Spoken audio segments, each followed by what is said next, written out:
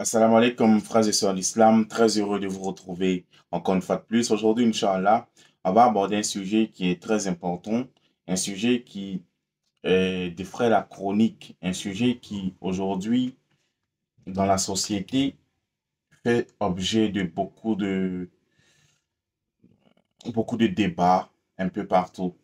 Mais nous, on va venir dire aux uns ou aux autres que d'abord, l'homme doit savoir ce qu'il veut.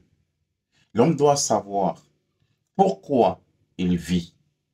Parce qu'il y a des questions, tant qu'on n'aura pas trouvé ces réponses-là, on sera dans l'erreur. D'accord? Allah subhanahu wa ta'ala, il nous dit dans le Coran, il dit, je n'ai créé les hommes et les djinns, c'est-à-dire le génie, que pour qu'ils m'adorent. Donc le but de ta création, toi et moi, c'est d'adorer Allah. Et dans l'adoration d'Allah, Allah, il nous dit dans le Coran, il dit, ô prophète, dis à tes épouses, aux épouses des croyants, c'est-à-dire les croyantes, dis à tes filles, aux filles des croyantes, des croyants, de ramener sur elles leur grand voile. Subhanallah. Aujourd'hui, ça c'est un ordre divin. Mais aujourd'hui, des musulmans même combattent le port du voile. Alors que c'est une adoration. Alors que c'est une recommandation d'Allah subhanahu wa ta'ala. Il dit, le voile sera pour la femme une protection. Elle en sera plus vite reconnue et Inch'Allah, ça sera pour elle une protection. Mais aujourd'hui, notre société combat le port du voile. Et même nous, les musulmans, nous le combattons d'une manière ou d'une autre. Quand tu rencontres une sœur et que tu lui dis, ma sœur, le port du voile est obligatoire, il faut que tu t'efforces à porter le voile pour adorer ton Seigneur. Ça fait partie de l'adoration. Au même titre qu'aujourd'hui, on s'élève pour prier, c'est comme ça aussi. Parce que c'est des ordres divins, ça ne se discute pas. Le prophète dit, sallallahu alayhi wa sallam, il dit lors de son ascension, il l'a vu dans les tombes. Il a vu que des femmes qui ne portaient pas le voile, les anges les avaient accrochées par les cheveux. Imaginez ce châtiment-là pour les femmes qui ne portent pas le voile. Subhanallah, c'est terrible. Et aujourd'hui, certaines femmes même, alhamdulillah, ont décidé de porter le voile, mais c'est leur mari qui s'y oppose. Subhanallah. Tu ne peux pas être un musulman et demander à ta femme d'enlever le voile. Demander à ta femme de ne pas se voiler. Subhanallah. La société aujourd'hui nous impose les femmes nues. Tu regardes à la télé, c'est que les femmes nues. Tu regardes sur les panneaux publicitaires, c'est que les femmes nues ou à moitié nues. Mais ça dérange la société que les femmes décident d'être pudiques, de préserver leur corps, de protéger leur corps des affamés sexuels. Subhanallah. Imaginez dans le pays où on porte le voile, il y a moins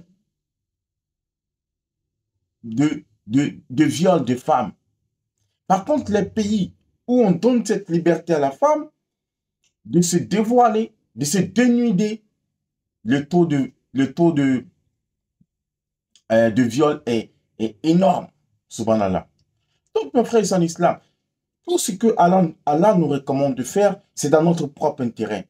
Si on le fait, alhamdulillah, on va avoir les retombées ici-bas, ainsi que dans l'au-delà, avoir une récompense.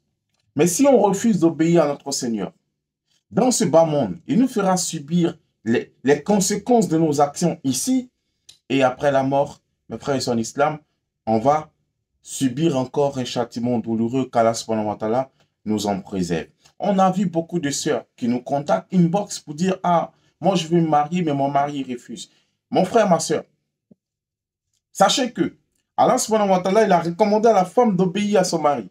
Mais il n'y a pas d'obéissance aux créatures dans la désobéissance au Créateur. C'est-à-dire que si mon mari me demande de désobéir à mon Créateur, en ce moment-là, le Créateur lui-même me donne la permission de désobéir à mon mari. Subhanallah. Donc, mes frères en islam, il faut vraiment que les choses soient claires.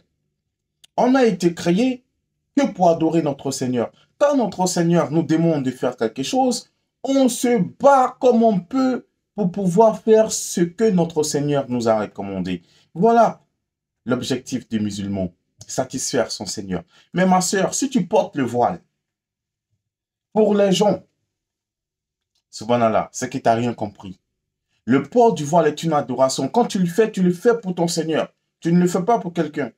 Et on voit beaucoup de nos sœurs aujourd'hui qui portent pas vraiment le voile. Elles mettent juste un foulard, ou quand elles portent un voile, elles portent un collant où ça dessine toute sa forme. Subhanallah. L'objectif du port du voile, c'est de couvrir son corps, de sorte à ne pas attirer le regard des gens, des pervers. Subhanallah.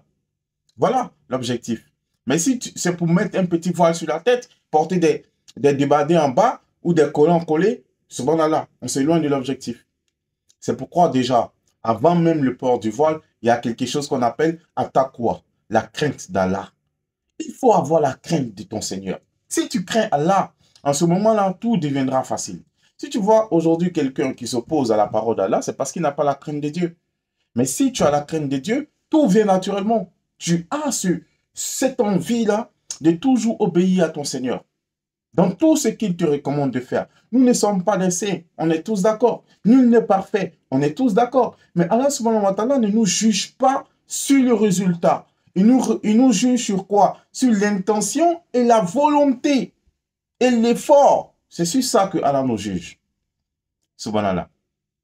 Allah subhanahu wa ta'ala nous accorde la bonne compréhension. Mes frères et sœurs en islam, encouragez nos sœurs, encouragez vos sœurs qui ont envie de se voiler. Et il faut commencer dès le bas âge. Quand l'enfant a 3 ans, 4 ans, il faut commencer à lui porter le voile. Comme ça, elle s'y habitue. Et ça devient plus facile pour elle parce qu'elle se sent dedans, parce qu'on lui a imposé ça. Si à 5 ans, vous commencez à lui mettre les mèches jusqu'à 18 ans, ça sera compliqué après de lui faire comprendre que les mèches, c'est pas bon. Subhanallah. Qu'Allah subhanahu wa ta'ala nous accorde la bonne compréhension, qui nous guide sans cesse le droit chemin. Donc, mes frères et sœurs en islam, ne découragez pas ces sœurs-là qui ont cette volonté-là d'obéir à leur Seigneur, de porter le voile pour se rapprocher de leur Seigneur. Aidons-les, ne les regardons pas mal dans la société. On a vu beaucoup d'entreprises aujourd'hui qui refusent même qu'on porte le voile au sein de la société, qui refusent qu'on fasse la prière au sein de la société. Et ça, c'est de l'entreprise et ça, c'est déplorable. C'est déplorable. Subhanallah, c'est déplorable. Donc, moi, je donne un conseil à mes frères, à mes sœurs. Si tu vas dans un boulot et que dans ce service-là, on t'empêche d'adorer ton Seigneur, démissionne, n'accepte pas cela. Parce que, peu importe l'argent que tu vas gagner dans cette société, tu vas mourir. Et quand tu vas mourir, tu iras rencontrer ton Seigneur. Et c'est là que tu comprendras que tu t'es fait du tort à toi-même. Si tu vas dans un endroit, impose ta religion. Dis-toi, moi, si je viens travailler, voilà les heures auxquelles je dois prier. S'ils acceptent, alhamdulillah. S'ils n'acceptent pas, Allah te donnera quelque chose qui est meilleur que les boulots. Inch'Allah. Donc, ne vous laissez pas avoir. Si vous allez dans une société, on vous dit qu'il faut forcément lever le voile. Dis non. Mon voile, ma pudeur, mon voile est une adoration. Pour rien au monde, je vais enlever mon voile. Allah subhanahu wa ta'ala vous donne la force, qui vous protège, mes soeurs, qu'il vous donne la force de continuer, bien sûr, à porter le voile dans cette société qui vous est hostile. Voilà, qui vous donne l'imam, Inch'Allah. J'ai été très heureux d'être dans votre compagnie. Assalamu alaikum et à très bientôt, Inch'Allah.